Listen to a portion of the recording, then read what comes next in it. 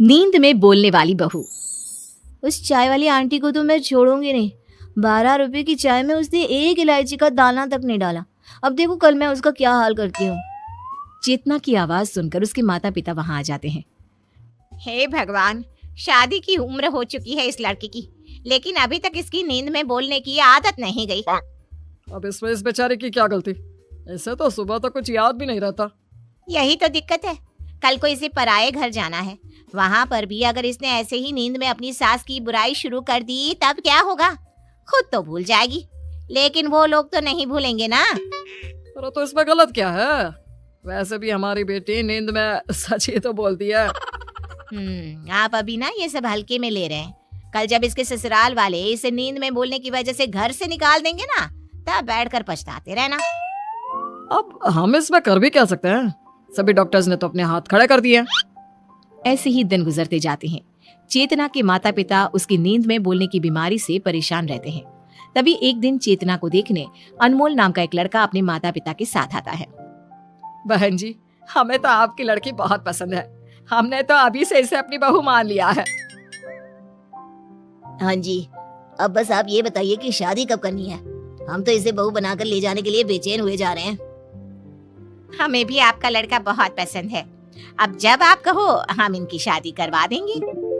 अगर आप लोगों को ऐतराज ना हो तो 1 हफ्ते बाद ही शादी का शुभ योग है। क्यों ना हम तभी इन दोनों की शादी करा दें? हाँ, क्यों नहीं, हमें इसमें कोई ऐतराज नहीं है। देखते ही देखते चेतना और अनमोल की शादी हो जाती है। अपनी नींद में बोलने वाली बीमारी से अनजान चेतना शादी से बेहद खुश होती है। ससुराल में पहले दिन ही वो अपने व्यवहार से सबका दिल जीत लेती है। शादी के पहले दिन। बहू, तेरे मायके वालों ने तुझे क्या क्या सामान दिया है, बताना तो। मम्मी पापा ने मुझे 2-4 साड़ियाँ और कुछ गहने दिए हैं। बहू, एक काम कर, वो सब ना तू मुझे दे दे। वो क्या है ना, मैं उन्हें अपनी तिजोरी में रख दूंगी। तुझसे कहीं इधर उधर हो गए तो। चेतना अपनी सास के इरादों को समझ जाती है, लेकिन वो कुछ ना बोलकर गहने देना ही उचित समझती है। ये लीजिए मम्मी जी, मायके से मुझे यही सब मिला है। अच्छा किया बहू जो तूने मुझे ये सब सौंप दिया। अब सुन, ये सब तू अपने मायके वालों को मत बताना।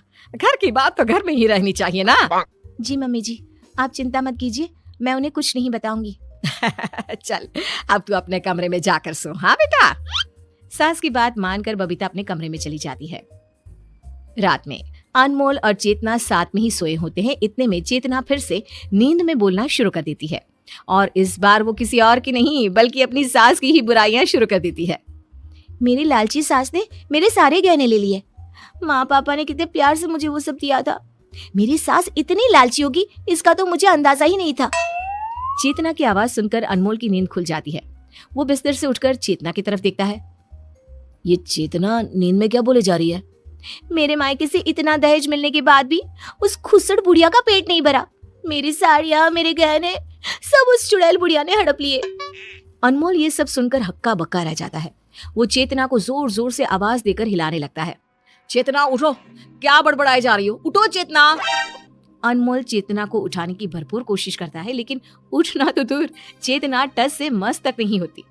अंत में थक हार कर वो अपने दोनों कानों में रुई डालकर सो जाता है, और अपनी नींद में बोलने की आदत से अनजान चेतना बेफिक्र होकर पूरी रात भर बोलती रहती है। अगले दिन सुबह। मम्मी जी, आज मेरी पहली रसोई है, खाने में क्या बनाऊं? अरे जो तेरा मन हो कुछ भी बना दे अच्छा सा। वैसे अनमोल कहाँ है? उठा नहीं अभी तक? नहीं मम्मी जी, वो तो ऐसे घोड़े बेचकर सो रहे हैं जिस रात भर सोए ही ना हो। इतना कहकर चेतना रसोई में खाना बनाने के लिए चली जाती है। थोड़ी देर में अनमोल भी उठकर बाहर आ जाता है। अरे क्या हुआ अनमोल, इतनी देर तक तो तू कभी सोया नहीं, फिर आज कैसे इतनी देर तक सोता रह गया? अब क्या बताऊं माँ, पूरी रात चेतना ने सोने ही नहीं दिया। वो रात भर। इससे आगे कि अनमोल कुछ कहता उससे पहले ही दुष्यंत बोल उठता है। ये सब बातें कौन बताता है, नालायक?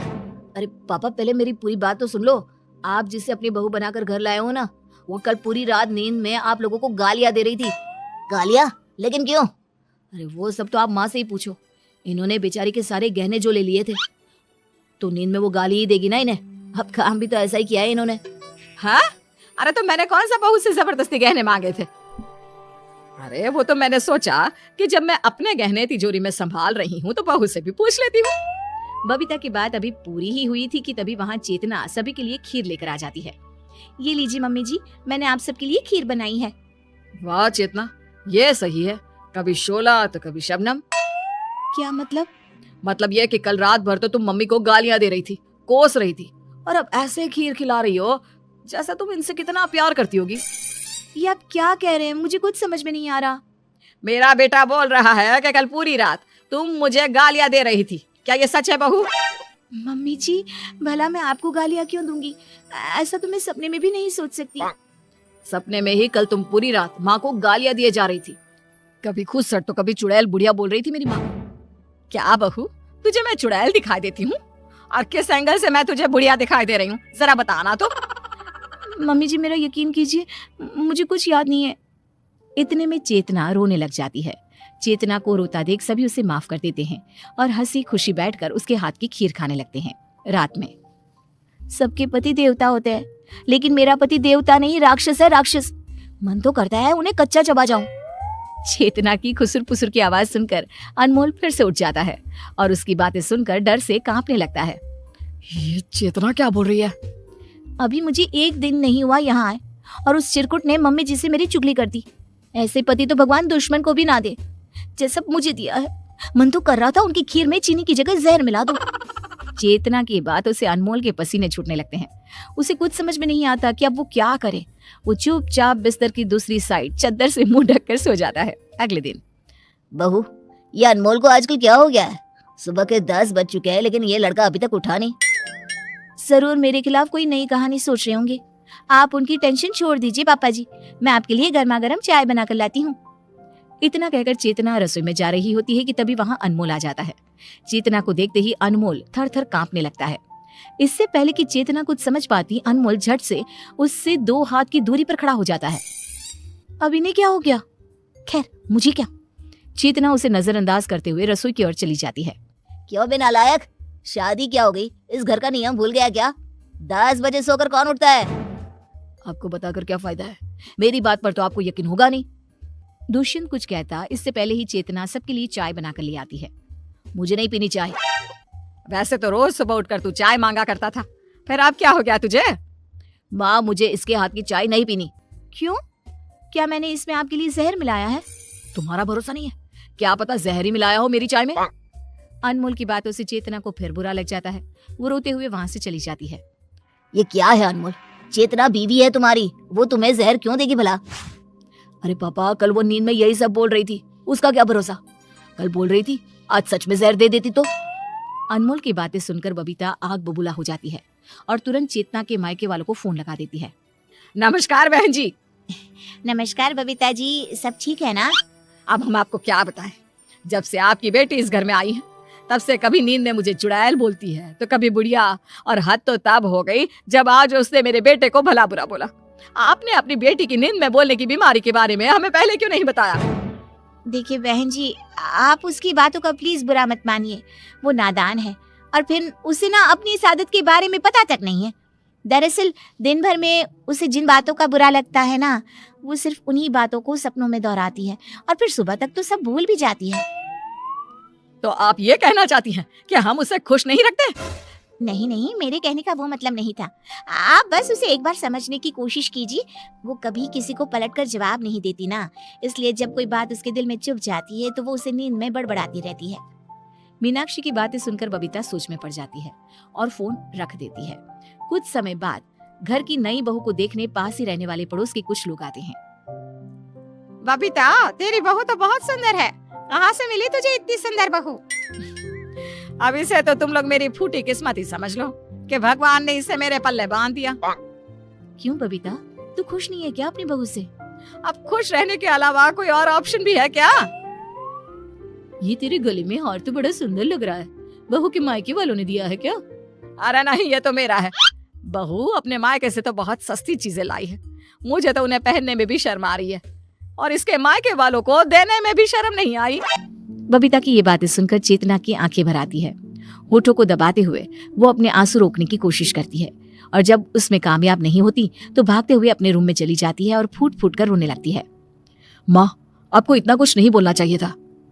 बेटा मैं चाहती थी कि वो खड़े होकर बोले, जिससे उसे फिर कभी नींद में बोलने की जरूरत ही ना पड़े, लेकिन सब उल्टा हो गया। रात में दुष्यंत और बबीता भी चेतना और अनमोल के रूम में आ जाते हैं, जहां वो चेतना को नींद में बड़बड़ाते हुए देखते हैं। मम्मी जी, आज आपने बिल्कुल अच्छा नहीं किया। सबके सामने मेरे परिवार वालों का मजाक उड़ाया। मुझे उनकी बातें सुनकर आज बहुत चोट लगी है। देखा माँ, चेतना को कितना बुरा लगा है। मीनाक्षी जी सही बोल रही थी। चेतना कभी बड़ों का अनादर नहीं करती, उन्हें पलटकर जवाब नहीं देती, लेकिन जिन चीजों से उसे ठेस पहुंचती है वो उसे नींद में बोलती है। गलती हमारी है, हम बहू को समझ ना सके। जिसे हम लोग बीमारी का नाम दे रहे थे वो बीमारी नहीं, इसके दिल के आंसू थे। सच में पापा, हमने इसे समझने में बहुत बड़ी गलती कर दी। यहाँ कोई भी अच्छा नहीं है, कोई भी मुझसे प्यार नहीं करता, सब मुझे टोकते हैं। अनमोल जी भी मुझसे दूर भागते हैं। आप कहाँ हो मॉम डैड? मुझे यहाँ से ले जाइए, मुझे नहीं रहना यहाँ। चेतना के दर्द भरी बातें सुनकर सभी की आंखों में आंसू आ जाते हैं। मेरी बहू जैसी भी है, मुझे स्वीकार है। मुझे भी मम्मी, इसने सारा दर्द अपने सीने में छुपा कर रखा, लेकिन किसी से एक शब्द नहीं कहा। इससे अच्छी पत्नी मुझे कोई और मिल ही नहीं सकती। चलो बहुत रात हो गई है, अब तुम लोग भी सो जाओ और बहू को भी सोने दो। अगले दिन सुबह जब चेतना उठती है तो सब लोग उससे बेहद प्यार से बात करते हैं, उसे अपनापन महसूस कराते हैं, और अब तो उसका पति भी उससे दूर नहीं भागता। एक रात में अचानक सबका बदला व्यवहार चेतना को बेहद पसंद आता है। अब वो हंसी खुशी सबके साथ रहती है।